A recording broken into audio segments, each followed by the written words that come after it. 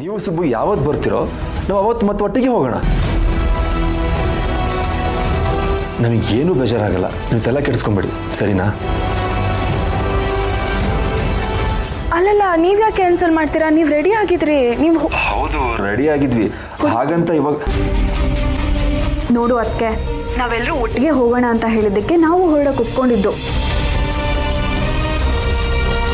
ಅದು ಅಲ್ಲದೆ ಈ ಅರೇಂಜ್ಮೆಂಟ್ಸ್ ಎಲ್ಲ ಮಾಡಿರೋದು ದೊಡ್ಡಮ್ಮನವರು. ನೀವು ನನ್ನ ಮೇಲೆ ಇಟ್ಟಿರೋ ಪ್ರೀತಿಗಿಂತ ಇನ್ನೇನು ದೊಡ್ಡದಲ್ಲ.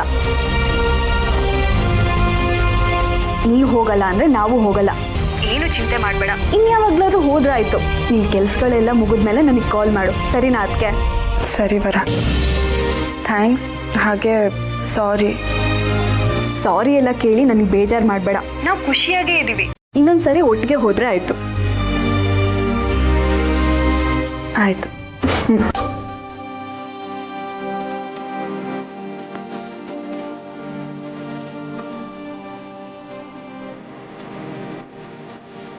ಏನಾಯ್ತಮ್ಮ? ಹೋಗಲ್ಲ ಹಾಗೆ ಹೇಗೆ ಅಂತಿದ್ದೀರಾ?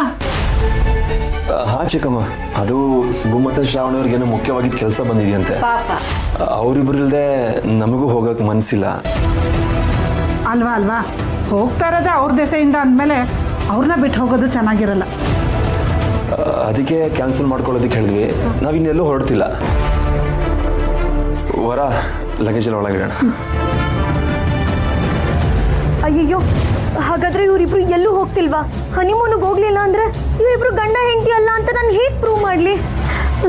ಏನು ಮಾಡಲಿ? ನನಗೇನು ಮಾಡಲಿ? ಲಗೇಜ್ ಬೇರೆ ಪ್ಯಾಕ್ ಮಾಡ್ಕೊಂಡ್ಬಿಟ್ಟಿದ್ದೀನಿ. ಅಯ್ಯೋ ದೇವ್ರೆ, ಏನು ಮಾಡಲಿ?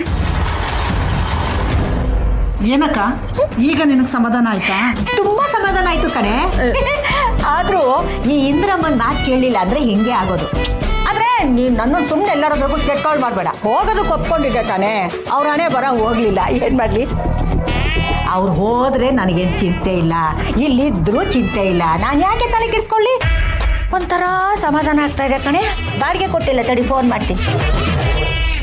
ಅತ್ತೆ ಎದೇಳಿ, ಒಂಚೂರು ಗಂಜಿ ಕುಡೀರಿ. ಎದೇಳಿ ಅತ್ತೆ.